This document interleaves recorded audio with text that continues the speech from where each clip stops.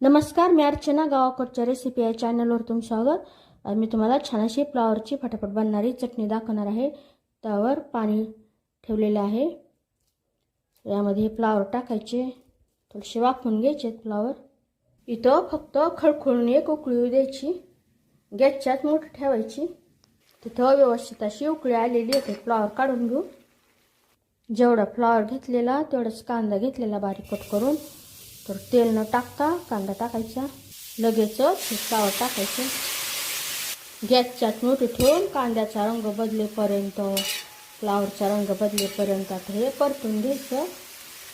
तेल नाही टाकायचं आता. इथं छान असा रंग बदललेला. गॅसच्याच कमी करायचं आता. या पद्धतीमुळं या चटणीला छान अशी चव येते. तेल टाकायचं तर तेल टाकल्यानंतर छान असं परतून घ्यायचं. अगोदर थोडंसं वाफवून घेतल्यानंतर आणि परतून घेतल्यामुळं छान असं फ्लावर शिजलेलं आहे व्यवस्थित असं. पाण्याचा अजिबात वापर करायचा नाही. यावर आता भरपूर कोथिंबीर टाकल्यानंतर व्यवस्थित असं मिक्स करून घ्यायचं. घरगुती मसाला, काळं तिखट, चवीनुसार मीठ.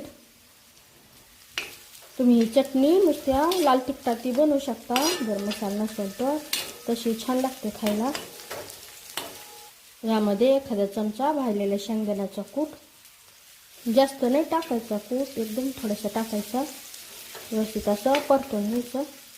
गॅस बंद केलेला, चटणी तयार झालेली छान अशी. तर नक्की बनवा. रेसिपी आवडली तर चॅनलला सबस्क्राईब करा. चॅनलवरच्या बाकी रेसिपी जी आवडले तर त्यांनाही लाईक करा. आणि छान अशी चटणी नक्की बनवा आणि कशी झाली ते मला कमेंटमध्ये नक्की सांगा.